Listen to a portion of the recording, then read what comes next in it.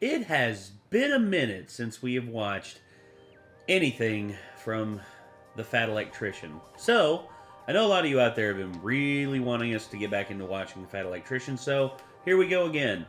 The Fat Electrician, this one was recommended on our Discord. It is the most gangster tanker of World War II, Lafayette War Daddy Pool. So, here's what I'll say. War Daddy, I know that they gave the nickname to Brad Pitt's character in the movie Fury. He played a tank commander whose call sign was War Daddy, and he was in the tank. It was a Sherman tank, and it was basically, God, dude, that movie was actually really good, if not a little bit unrealistic. I mean, Never got to see it, but I heard it was pretty good. It is pretty damn good, and I think you'd like it. But I mean, for me, I'm just happy to be back reacting to more Fat Electrician, because I like Fat Electrician. I mean, quack bang out. It's like, and it's never a war crime the first time. I mean, I still use that phrase occasionally, every now and again. So, yeah.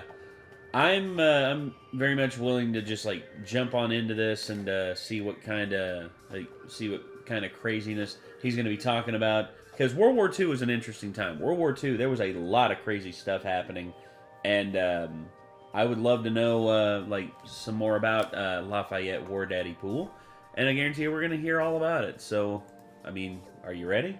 Mm-hmm. Let's go ahead and get into it. This is the most gangster tanker of World War II, Lafayette War Daddy Pool by the Fat Electrician. Here we go. Before you ask, yes, this is in fact the guy that Brad Pitt's character in the movie Fury is based off of, and yes, the nickname War Daddy was real.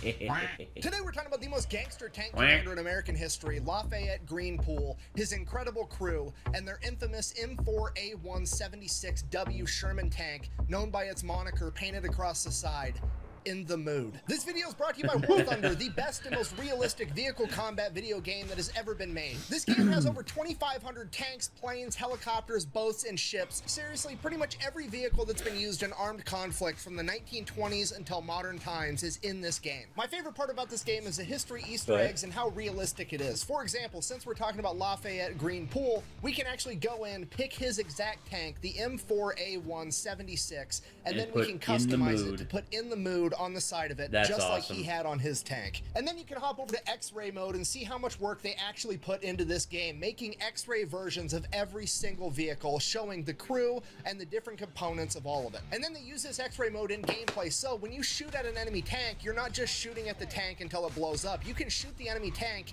and disable the tracks, so you could take out the engine, you could kill a single member of the crew, or you could take out the entire crew. And the best part about all of this, it's free on PC, PlayStation, and Xbox.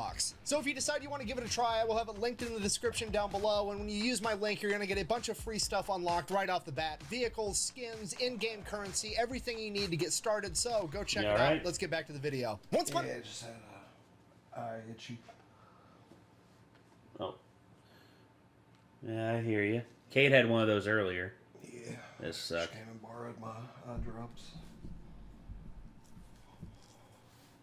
At a time, July 23rd, 1919, two twins would be born, John Thomas Poole and his younger brother by 5 minutes, Lafayette Green Poole. They both spent their entire childhood growing up in Texas. The Great Depression happened when they were 10 years old. Despite that, they were both star athletes in middle school and high school. And then when they graduated from high school in 1937, John and Lafayette, the two brothers, wanted to join the Navy together. Like everything else they'd done in their life at this point, they go down to the local recruiting office together and they both sign up for the U.S. Navy. Then they go to get their physicals. John passes with flying colors, but Leigh, on the other hand, is rejected because his eyesight isn't good enough because he has one bad eye from an injury from when he was younger, which is turning into a weird pattern at this point because there's a shocking amount of badasses that are originally rejected from the U.S. military for apparently having bad eyesight. I mean, off the top of my head, we've got Lawson Red Ramage, the first submarine commander to earn the Medal of Honor, which I don't know why your vision needs to be super good inside of a submarine.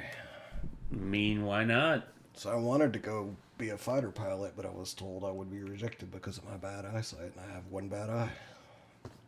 But whatever. Then we've got Willis. So if I do this, I can sort of see stuff. It's a lot blurrier now than it was when I was younger. But if I do this, Good God. Me. So if I do this, I can't read the text on the boxes, but I can at least see the difference between the boxes. Yeah. If I do this, it becomes one giant blurry black triangle or black rectangle. Damn. Like, I can't see the slits between the boxes like this. That's how bad that is. Let me see. Yeah, I can still see everything with. My left eye's gotten a lot worse since I was a kid, though. I have a bad feeling I might eventually be blind by the time I'm old. I had 20/10 vision when I was a kid, and as far as I know, my vision's still like 20/10. I mean, I used to be able to read text out of my left eye, but not anymore. Oh yeah. Yeah. Sorry, man. I can read Northrop, but that's about it. Yeah. I remembered, like, my friends were, like, telling me, you know, like, how they'd, have, you know, when they saw that I scored 20/10, they said, oh, man, it was like, oh, man, you basically got, like, supervision. I'm like, I guess. And so far, my eyes are, like, here's the thing. I'm noticing this. My mom is, whenever it's like something about like this close to her face, she's not able to see that good. And me, I don't lose vision until about right here, until it's about a few inches from my face. That Farsighted? Yeah. I think that's the because I know it's reversed, because if you're nearsighted, you can see up close, but if you're far That's what I am. Oh, you're nearsighted? Yeah. Okay. Because without my glasses, I can tell you 230 calories, total fat 0G, you know, sodium 370 milligrams, but everything up there. I know that's the Star Fox logo, but that's only because You I know the it by shape and heart. the color of it, you know. Yeah, I think that's Secret of Mana to the left of it, that is. but I can't actually read them. I understand. But with my glasses on, I can read them. But yeah.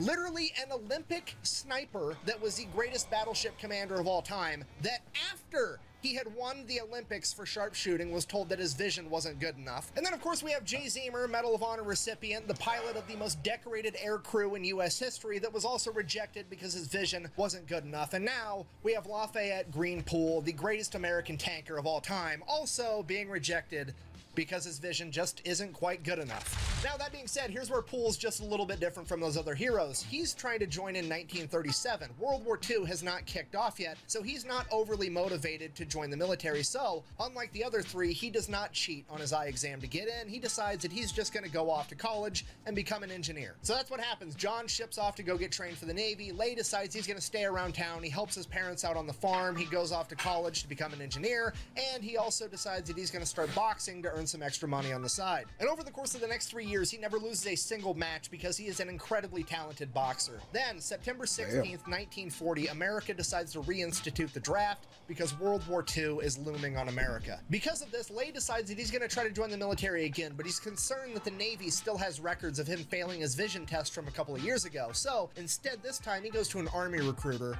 gets signed up, goes to the physical, and this time he does what all great American heroes do. He cheats on that eye exam and he passes. Seriously, the impact that a bunch of dudes cheating on the eye exam to get into the military has had on the world that we live in today is profound. KLMPQTTX. So Poole ships off to training, he excels at everything he does, and then every time he gets leave, he's always going out and taking boxing prize fights to win more money on the side. So he finishes training, gets assigned to the 32nd Armored Regiment, where he rapidly becomes a sergeant and a tank commander. Again, You alright? Oh. I'm just grabbing these before I forget they're there. You didn't have to pause it. continuing to box every second he can. As World War II ramps up, the 32nd Armored Regiment's training gets more and more intense as they get put in different climates in different places all over the country. They train in Louisiana, they train in Pennsylvania, and now they're out in the Mojave Desert in California. And at this point, Poole's developed quite a name for himself. Everybody knows who he is. He's a 6'3" boxer that's 41-0. He's never been defeated, and he is one of the best, if not the best tank commander that they have. And because of this, he gets a little bit of sway with how things go. So he actually goes out and starts picking his own tank crew, and he picks the best of the best. In the driver's seat, he's got 24-year-old Private First Class Wilbert Richards, aka Baby. a nickname that he got when the crew was out for dinner one night at a diner, and the waitress looked at him and said, "I didn't think they let babies join the army." Despite having a baby face, Poole said that he was the best tank driver in all of World War II. He was so good that he could parallel park a Sherman tank in the middle of downtown New York during rush hour traffic. In the gunner's seat, we have Willis Ollier, aka Groundhog, a nickname that he got in the Mojave Desert because he constantly wore his goggles and had dirt rings from the goggles around his eyes at all times. He is the oldest man in the crew at 28 years old. He was a factory worker at an ammunition plant. He was exempt from the draft, but he wanted to go to war anyways, so much so that he had to go to the government to get permission to quit his job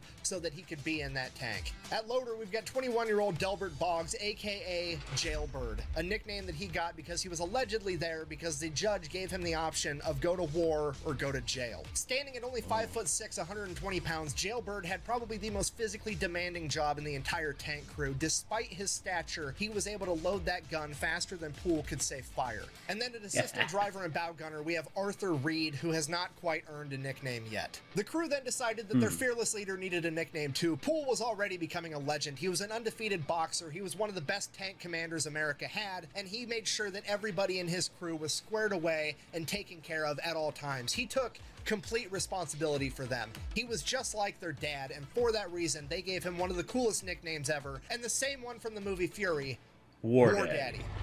Hey! Don't fuck yourself, War Daddy! Coffee's too high. God, I love that movie. However, Poole did not decide to name his tank Fury. He gave it a nickname that is 1,000 times cooler, and Hollywood decided to change for no good reason because they named their tank In the Mood. When asked what that meant later, Lafayette simply said, "That's just how I felt at the time. I was in the mood." So we've got the tank. Everybody has a cool nickname. It's time to get ready for war. They start training Exactly. And boy, oh boy, did they fuck shit up. together super hard and become one cohesive unit. At this point, Poole, who's still been going out and boxing every chance he can, ends up joining the Golden Gloves tournament, and he actually ends up winning and becoming a Golden Gloves champion, which qualifies him for the national tournament in Chicago. At this point, the Army is willing to let him take leave and go participate in this national tournament because it looks really good for the U.S. military if they have an active duty sergeant that's a tank commander that's winning national titles for boxing. Poole, however, decides against it because he has his crew, he has his tank, and he's not going to let them go off to war without him. Hell so no. He decides to forego his dream of being... Hell no, he ain't leaving them. That's the thing. He chose those boys to serve with him, and why the fuck not? Like, I'd stay with him. I mean, damn, you won the Golden Gloves. That's good enough in my book. No need to go off and be told it's like, oh, you're a national champion. It's like, all right, let me get back to my tank now. I don't want my boys to die. Becoming a national Golden Glove boxing champion, and instead goes off to war. Because of that, he is then offered a slot as an officer, which he also refuses because he doesn't want to leave his crew. He decides that he's going to keep being an NCO so he can be a tank commander and go out with his guys. Shortly after that, they would all ship off to England in 1943. Once they get to England, they just keep training, getting ready, waiting for orders, and then in April 1944, a famous boxer by the name of Joe Louis, aka the Brown Bomber, comes over for a morale mission where he's going to box with some of the troops, you know, get everybody ready for war, get them hyped up, doing something cool, and guess who gets slotted to fight him? Yeah, Lafayette Poole boxes Joe Louis 2 months before D-Day, and if you don't know who Joe Louis is, he's literally... Joe Louis has defended the heavyweight title more than anyone else in history. The Brown Bomber, the baddest dude, like, probably ever in the boxing ring. Like, Green Poole beat him? Let's see.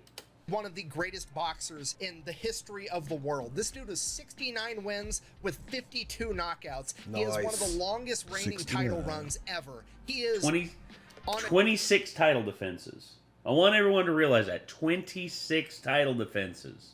A different level than Lafayette Green Poole, for sure. Despite that, everybody's hyped. The entire regiment is going to show up to watch War Daddy go toe-to-toe with the Brown Bomber, and it's going to be the coolest thing that's ever happened. So they have this boxing match, and you have to understand, this is a recipe for disaster, because Joe Louis is just over here trying to do the right thing, help with the war effort, raise morale of the troops before they go off into battle. You know, he's being really cool about this whole thing. He's going from unit to unit, and he's boxing a new army guy every night for like months straight. So, I mean, this is nothing more than a glorified sparring match to him. He's not going in there trying to actually hurt the Army guy. Hopefully the Army guy's not going on to hurt him. He's just going out there to put on a show. Poole, on the other hand, remember, just gave up his dream for a national title in boxing so that he could go to war, and now the world heavyweight champion is there and he gets to box him. So in the back of his mind, there's got to be a part of him that's just like, I mean, maybe I could take this guy. So Poole goes in there obviously wanting a real fight. And that's exactly what he got. The match starts, Joe Louis goes in there, he's dancing around, he's pulling his punches, he's putting on a show, he's being super nice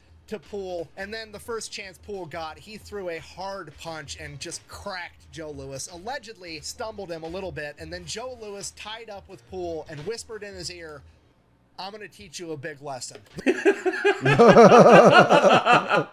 Oh, this is Joe Louis we're talking about, man. This is the... Oh. The ref then broke him apart, and Joe Louis proceeded to beat the shit out of Poole in front of the entire regiment. Poole is later quoted as saying that he was turned any which way but loose by the ground. Now, the silver lining is that Poole somehow managed to not get knocked out, which is an achievement in itself going up against Joe Louis. Yes. Especially if Joe Louis is taking it seriously.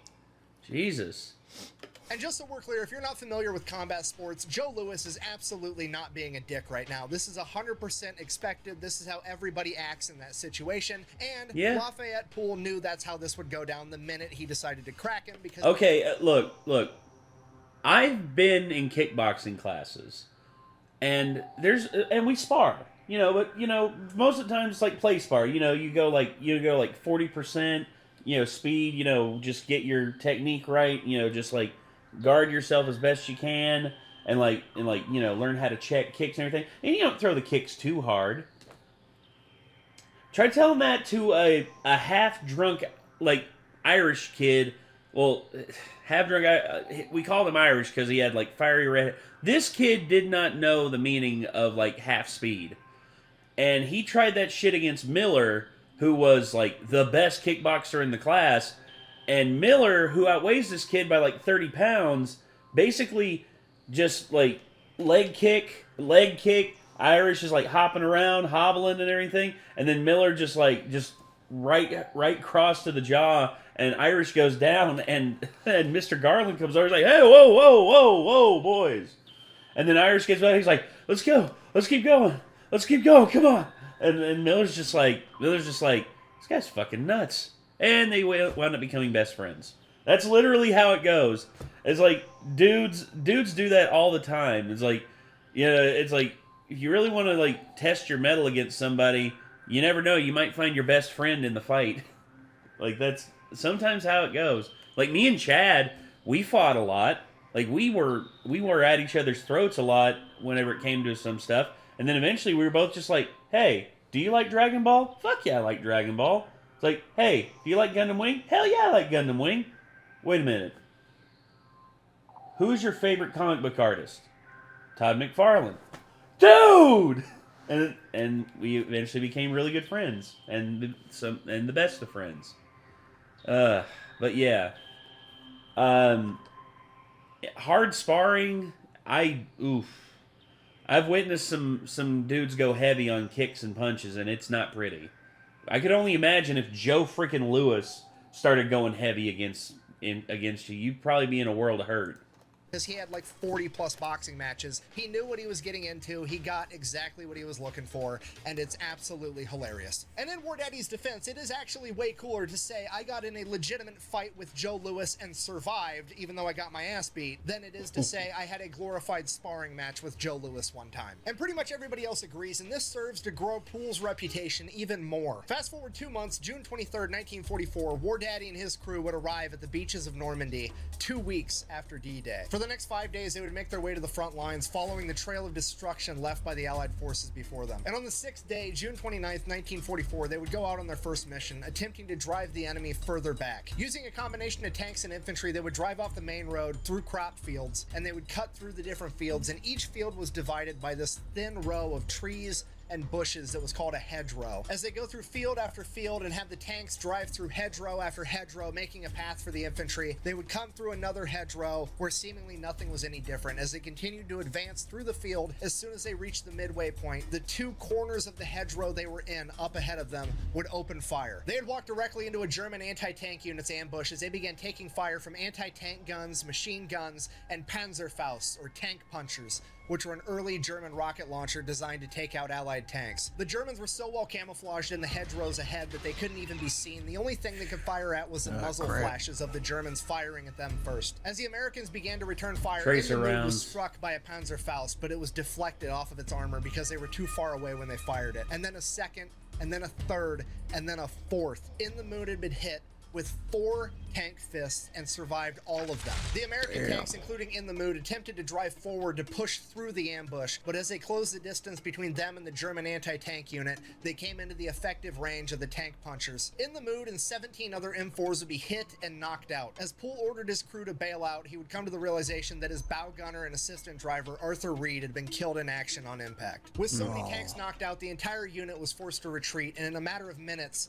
Poole's entire battalion had lost 25% of its men, 177 soldiers, and 18 tanks. So Poole's unit falls back to the rear and they begin consolidating, figuring out how many people died, how many tanks they lost, refitting, getting reinforcements, getting everything done, and Poole receives word that his tank, while it was knocked out, is salvageable and it's going to be up and running in a couple of weeks. At this point, most tank crews would be like, cool, I'll take a couple of weeks off hanging out back here, not getting ambushed. But War Daddy and his crew are absolutely furious that their friend was just killed, and they want to get back in the fight now, not in 2 weeks. So Poole demands a new tank, and his chain of command, seeing that their golden boy wanted a new tank, turns and says, here you go, and they give him their very first version of the new Sherman M4, the M4A176W, with an even bigger gun that's more capable of going toe-to-toe. 105, yeah, the 105 mil is whoo with German tanks. They are then immediately given a replacement bow gunner and assistant driver by the name of Bert Close, a 19-year-old kid that looks like he just got out of a high school classroom. And for that reason, he is immediately given the nickname Schoolboy as they paint In the Mood 2 down the side of their new tank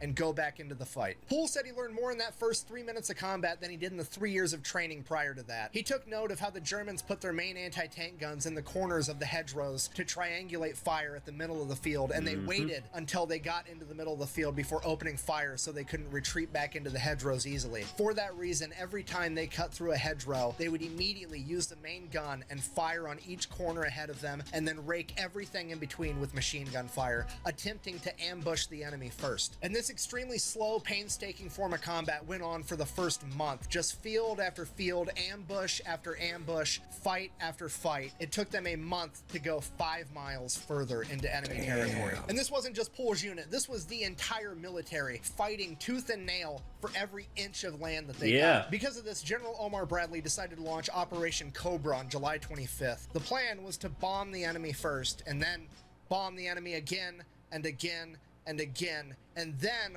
roll in with tanks and take care of whatever's left. On July 26, 1944, Operation Cobra will reach its apex when 3,300... Imagine looking up and seeing that. Right. Just a whole sea of airplanes, just like, 100 Allied bombers dropped 14,000 tons of bombs in the span of 3 hours. Just for the record, so we're all clear, 14,000 tons is over 30 million pounds in 3 hours.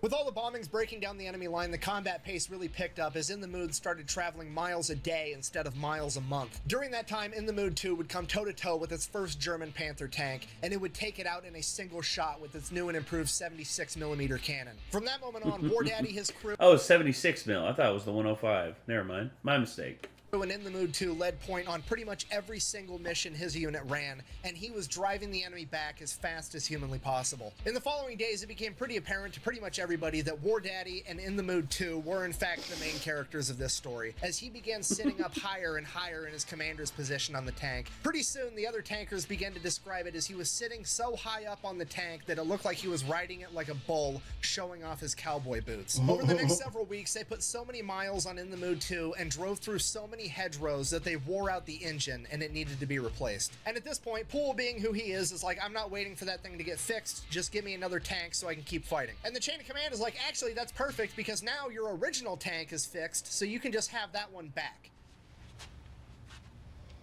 No! God! Poole immediately is like, no, absolutely not. It's older, it's slower, the gun is smaller, and most importantly, my friend died in the assistant driver's seat, and I don't want to look at that for the rest of this war. I'm not taking that tank. He was then given a direct order to take the tank, to which he's like, okay, fine. He then orders the rest of his crew to go over to In the Mood 2.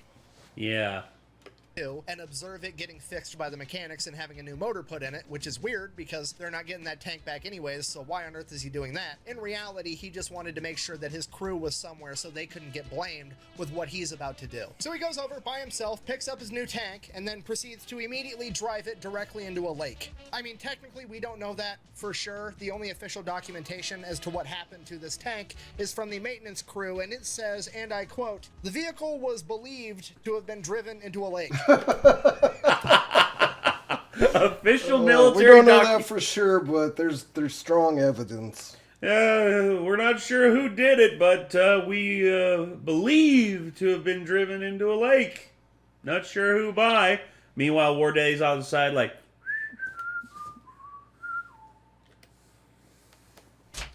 And at this point, the chain of command is just like, okay, well, I mean, let's hold on.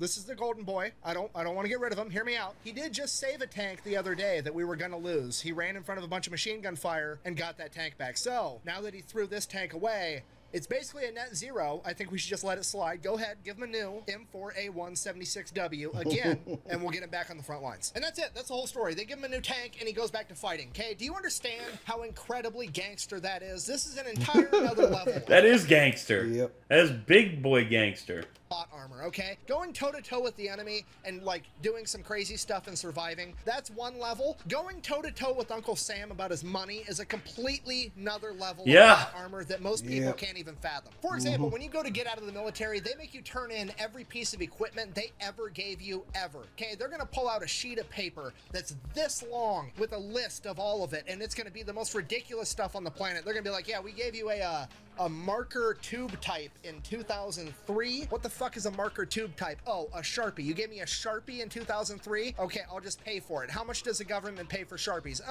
$79.95.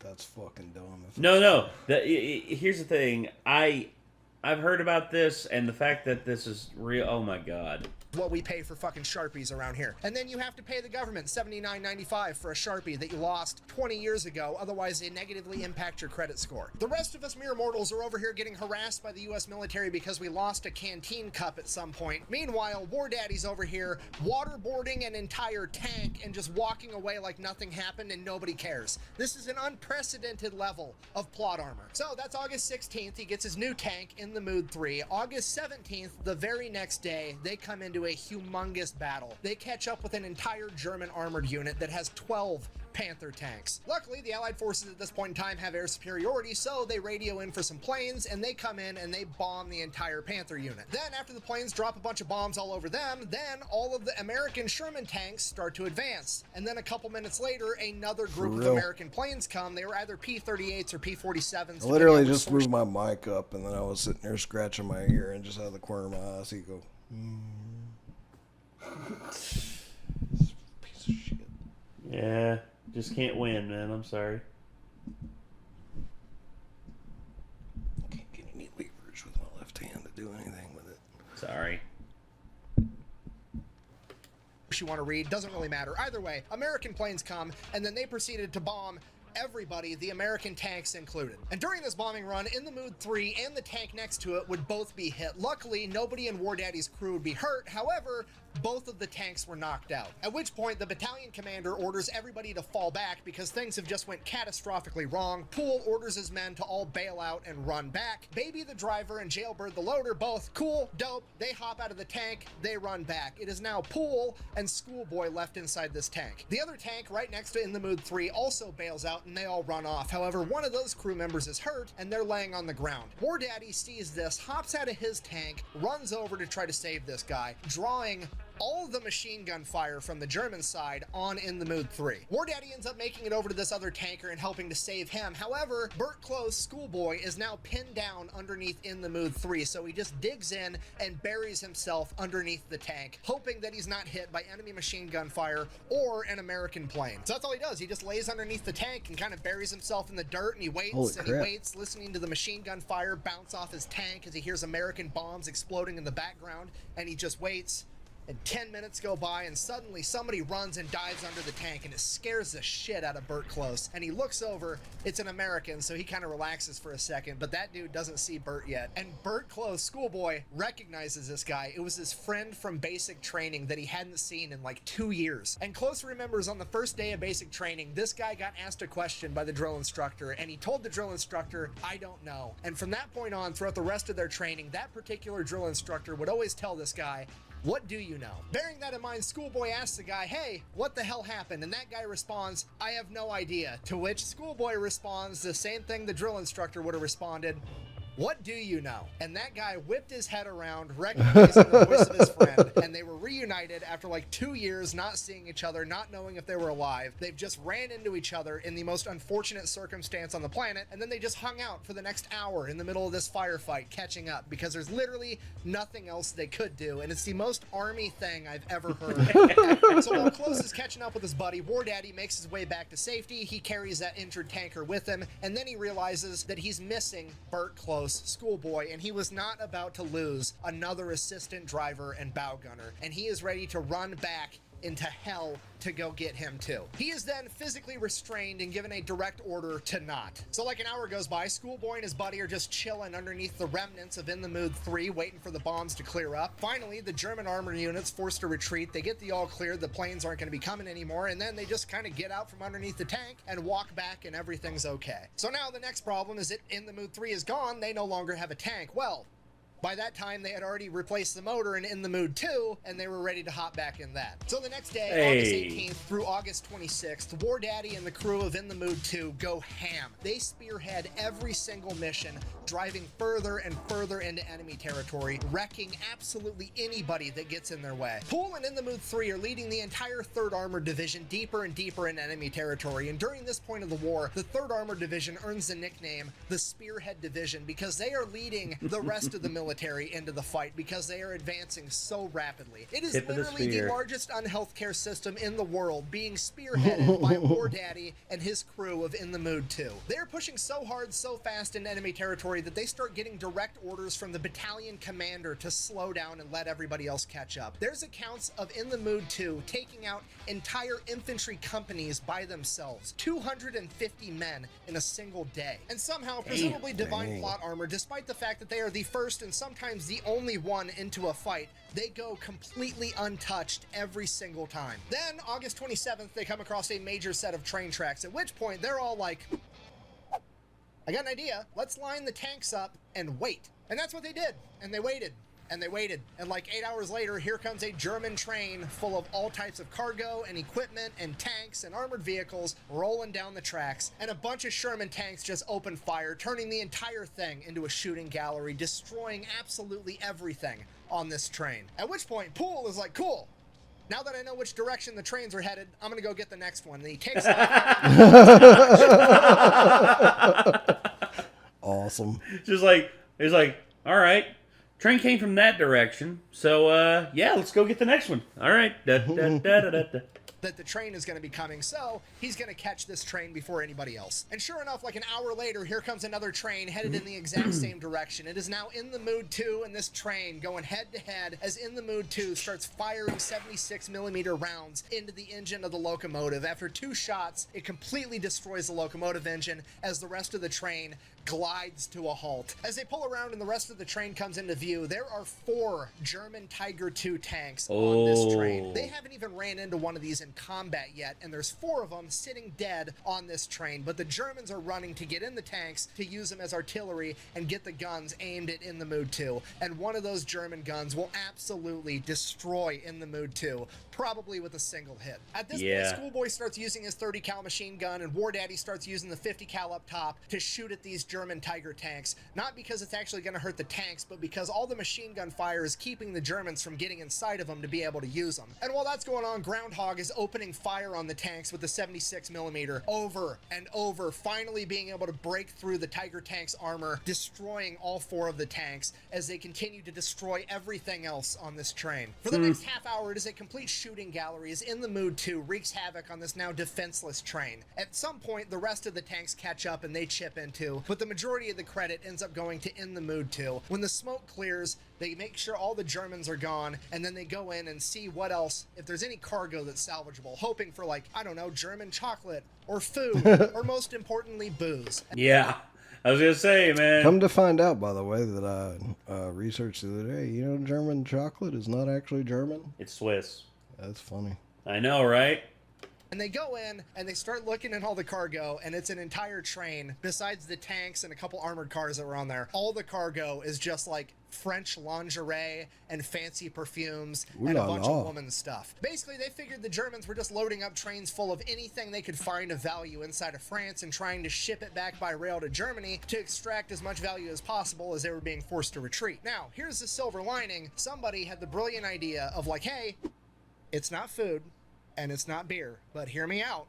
The entire 3rd AD is on its way to Belgium right now. And if we show up in Belgium and we give all the ladies there a bunch of French lingerie and perfume, we're gonna be heroes, and then maybe, just maybe, they'll wear it for us. If so facto, there's now an entire regiment of M4 Sherman tanks and armored cars full to the brim of fancy French lingerie and perfume headed to Belgium. Now at this point, while everybody else is loading up lingerie and perfume, the chain of command is having a meeting because War Daddy and his tank crew just took out an entire train pretty much by themselves, including 4 German Tiger II tanks. So we need to get them some kind of award. So it becomes clear to the chain of command that these are probably the best tank crew that America has right now, and they would do a better job of serving the country if they were sent back home and sent on tour where they could tell their story and help sell war bonds, and honestly, they've earned it at this point. So the chain of command then orders Poole to fall all the way back to the very rear and let everybody else handle everything from here on out. Fast forward 2 hours later, whoever's spearheading the formation now comes up to this bridge, and this bridge is the only way across this river, and it's being guarded by 3 German Panthers, and leadership has no idea how to cross this bridge. So leadership has another meeting, and they're like, fuck, I guess, let's fucking get War Daddy back up here. We need the main character. Bring him up. So all tanks, War Daddy.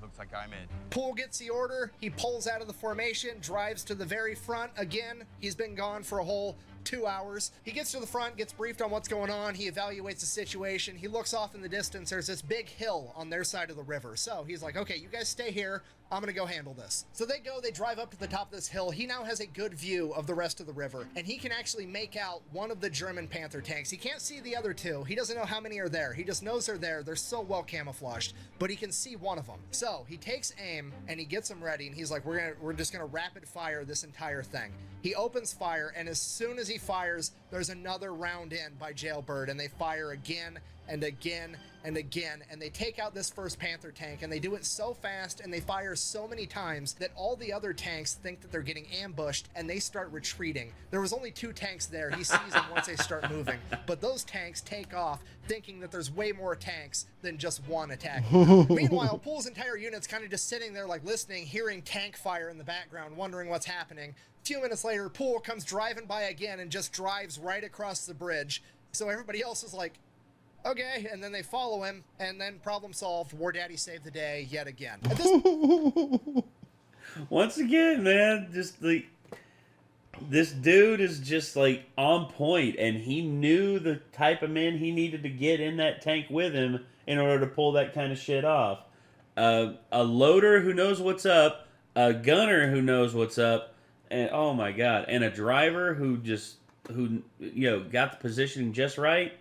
Man. At this point, Poole's probably thinking to himself, like, okay, this is the point where I'm supposed to stop, get orders. They're probably going to send me to the back of the formation again. And he's like, but I don't want that, because off in the distance, a couple miles ahead, he sees a German town, and he knows that that town is probably full of all types of important German supplies, because a second ago, they had 3 German Panther tanks trained on a single choke point. It was a pretty safe place to be, and he knows that if he can get there in a hurry, he can probably take out a bunch of more enemy objectives. So he just hauls ass straight into this town, right down Main Street, and sure enough, there's 4 German ammo trucks full of German war supplies, and he takes out all 4 of them by himself as the rest of the unit is desperately trying to keep up. After a while, some of the other tanks finally catch up to Poole, but Poole keeps leading him deeper and further into enemy-held territory, and at dusk that night, they'd be ambushed by more Panther tanks. And that ambush started by one of the Panther tanks shooting directly at In the Mood 2. Luckily, it was a glancing blow, and everybody was okay. In the Mood turns, returns fire, and scores a direct hit, knocking out the tank as the German crew bails out. But the tank didn't burst into flames yet, and that's not acceptable. So, In the Mood 2 advances to shoot this tank again. As they hit it again, the whole thing blows up, as In the Mood 2 gets hit again from another Panther tank. And again, it glances off the armor and everybody's okay. But they don't know where the hell it came from because it's so dark out they can't actually see anything. So now they're just waiting. And they're waiting, and they're kind of moving back and forth, and this Panther tank fires at him again, and they could see the muzzle flash. The Panther missed, and In the Mood starts returning fire just in that general direction, firing blindly. And after 4 or 5 rounds sent that way, they see an enormous explosion and flames as they had scored a direct hit on the enemy Panther tank with pure luck.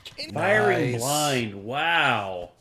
The remaining German forces are forced to flee, and that was the end of that battle. They bed down for the night, they get some more gas in the tank, they get everything fixed, they eat some food, and the next morning, they take off again, driving further into enemy-held territory. The next morning, Daddy and In the Mood 2 take off, hauling ass with the rest of the tanks. Poole figures that those 2 German Panthers ambushed them because they were trying to protect something, and he wants to find out what it was. So, he keeps charging deeper and deeper into enemy-held territory, and that's when he comes across an entire German supply convoy. And yet again, War Daddy and In the Mood proceed to turn this entire supply caravan into a shooting gallery. In the Mood alone is credited with destroying over 100 vehicles, 2 German Panther tanks, 2 other tanks, 3 German 88 anti-tank guns, claiming over 50 enemies KIA, claiming 63 as prisoners of war, and a ton of others wounded. When the smoke settles from this and the leadership gets to figure out what actually happened, it is decided that the In the Mood crew is all going to receive Bronze Stars, and Lafayette Green Poole is going to receive the Distinguished Service Cross. He would also be nominated for the Medal of Honor, but that was rejected for some reason. Something to do with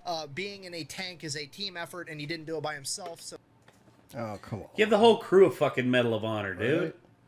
They deserve it. He doesn't deserve the Medal of Honor, which doesn't really make sense, but it never does. So, that never does. Now from here, it's pretty smooth sailing. They don't have much contact with the German military. They're pretty much just going from town to town, hanging out in a town at the end of every night. However, In the Mood continues to be the #1 spearhead of the entire division, and now, instead of being the first into contact, they're the first into every town, and that comes with its own unique set of rewards, because as soon as American tanks start rolling in, all the people come running out as they start celebrating that the Americans are here to beat the Nazis, and they start showering them with gifts, cheeses, breads, fruits, eggs, and most importantly, booze. So In the Mood gets first dibs on all the booze. Because why not? Day after day for a little while, and then they eventually come up on a bigger city called Liège in Belgium. Once there, they take the city pretty easily, capturing 1,500 German POWs, and then they've essentially freed the town, at which point all the townspeople come rushing out to thank the Americans, and surprise, surprise, this city is full of very attractive young Belgian women. They start giving the soldiers gifts like food and booze, and in exchange, the soldiers break out the fancy lingerie and perfume that they liberated from that train a couple of days ago, and they start giving that back in exchange, and the entire thing turns into one gigantic block party that kind of ends up turning into a shit show, because all the soldiers spread out as they start sleeping with all these young women, showing them that inches are in fact better than centimeters. And everybody's just completely hammered, which was fine. There was nothing wrong with that right up until the next morning when the chain of command got the order to move out immediately. At which point the leadership, A, they're hungover, but B, they're kind of looking around. It's just like there's passed out people drunk all over the city, on the sidewalks, in the streets. It's chaos. The soldiers are all spread out because they all went home with different women. They don't know where like 75% of their soldiers even are. They radio back. They're like, we're gonna need a couple of days to regroup. We had an issue in town here. So after that, they spend the next couple of days regrouping and getting ready to move out again. After they get regrouped, it's off to the Siegfried Line, the border of Germany, guarded by dragon's teeth, mines, machine gun positions, and barbed wire. They have to finally make their last push and break into Germany. On their way to the Siegfried Line, Poole's informed that him and his crew are not going to be allowed to spearhead this mission either, and they are to remain in the rear because him and his crew are still going to get sent home early so that they can sell war bonds and be heroes. Poole is also informed that they are going to be taking away his loader. Del Boggs, Jailbird, is going to be sent all the the way to the rear, where he is going to have to undergo a vision and hearing exam for the next 2 weeks, pretty much the entire duration of the rest of their time in theater before they get sent back home. And the actual reason for this was because his brother had passed away in combat 2 weeks prior, and he was the last remaining son in his family. Yeah, oh man, that's...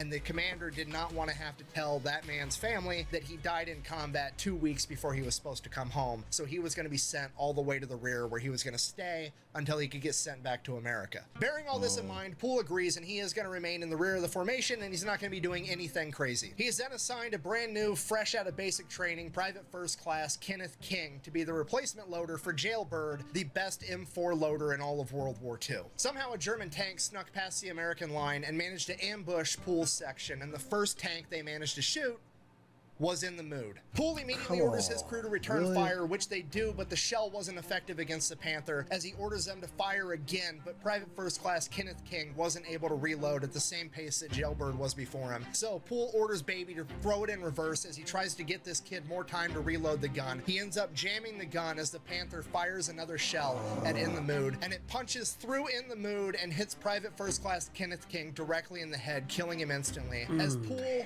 and Groundhog are both ejected from the tank, severely wounded, and the tank is still being thrown in reverse, being manned by nobody except for Baby and Schoolboy. Driving blind, they just continue to travel in reverse as another Panther shell hits In the Mood but glances off. After about 30 yards, they end up hitting a ditch and rolling the entire tank. While that's going on, Poole, who'd been ejected from the tank moments earlier, looks down to see that one of his legs has been completely shredded by the shrapnel. As he reaches into his pocket, pulls out a morphine syringe, basically a single one-time use dose of morphine, injects himself before pulling out his pocket knife and attempting to remove what's left of his leg. The nearby American tanks engage the German Panther, destroying it as a neighboring tank commander runs to Poole's aid. As Poole is yelling at him to go help the people in the tank, he doesn't. He runs up to Poole, injects him with another morphine syringe before calling medics to aid him. When the medics show up, they inject him with yet another morphine syringe, and Poole loses consciousness. The rest of the In the Mood crew survives, and they end up ultimately getting reassigned to different tank crews where they remain for the rest of World War II. Poole, on the other hand, has to have his right leg amputated 8 inches above the knee, and he is sent back home, where he spends the next 22 months in the hospital battling different infections,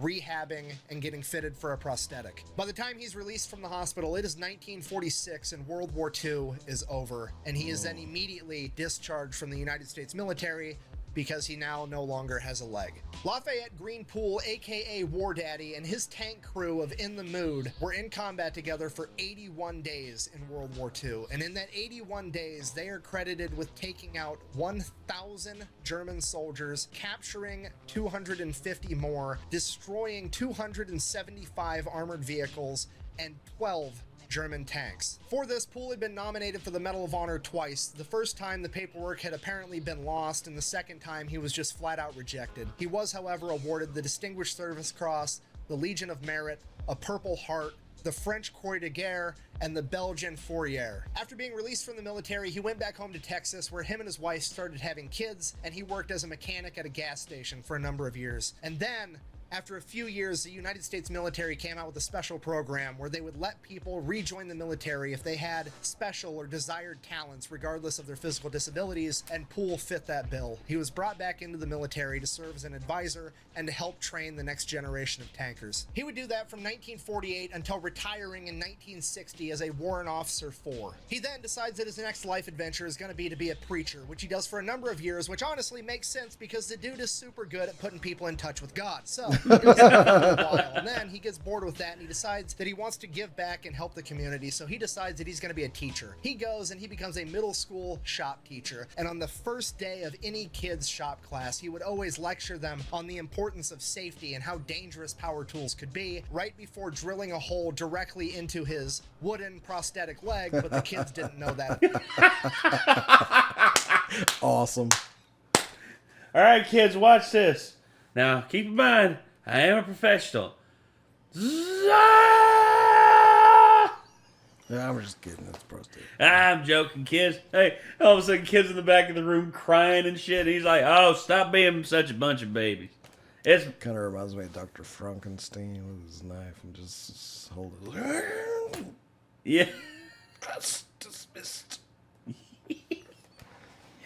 at the time. After that, he finally does truly retire, and in his retirement, he forms a relationship with the armored units out of Fort Hood. They bring him out there, they let him drive in an M1 Abrams tank for the first time. He's blown away at how much better they are than the tanks that he drove during World War II. They also have him as the guest of honor at all their military events where he commonly gets to speak, and he gets to know all the guys. And then in 1990, they're sent off to fight in Desert Storm. If you don't know, Desert Storm is considered to be the last great tank battles the world has ever seen. The last time that tanks were going toe-to-toe with one another on the battlefield. And the entire time that his guys were out there, Lafayette Poole was back home, glued to the news, watching it every single moment of every single day. And as Desert Storm, and by extension tank versus tank warfare, would come to a close, so would Lafayette Poole. His health began to decline, and he would pass away at the age of 71 on May 30th, 1991, the very same day that he received word that his armored unit out of Fort Hood had made their way to Germany safely on their way back home to America, because Desert Storm was over. Bringing a close not only to tank warfare as the world knew it, but the life of one of the greatest men to ever do it. So, in conclusion, if this has taught us anything, never underestimate what you can accomplish by cheating on your next eye exam. No shit. No Channels, shit. go buy some merch over at thefatelectrician.com, and don't forget to go check out War Thunder, where you can play as In the Mood yourself. Whack bang, out. Can see why they made a movie about him. Yes. It's great. Definitely all that stuff that he just told like, sounds like a movie for sure. Oh, it is. Especially like the last like tragic encounter, you know. Oh man. Yeah. Yeah, you have a chance, give Fury a watch. It's worth it. It's worth the watch. I'll definitely have to do that at some point. So yeah, that's the story of War Daddy, like the OG Lafayette Poole, aka War Daddy. I mean, honestly, I'm not surprised. I knew a little bit about War Daddy, but I didn't know all of that. And now that I know all of that, I'm literally just like, this man's a legend in every sense of the word. And him and his entire tank, I really hope that he reconnected with his tank crew after World War II. Like, he was able to like stay in touch with them somehow, like write letters or talk on the phone with them or something, you know? Yeah. Really hope that he was able to reconnect with them. But yeah, all that being said, though, this was great, and I know that a lot of y'all out there are gonna ask us to watch more Fat Electrician. Just know this: some of his videos, like ever since like about a year ago, his videos have started to get like ridiculously long. Like some are like an hour and a half long. I'm like, ooh, it's a bit much, but honestly, I like watching Fat Electrician, and we hope that y'all enjoy watching us react to it. So, yeah. Yes, until next time, everyone. Signing off, I am Nate. I am Nick. Y'all be good people. Take care. Peace.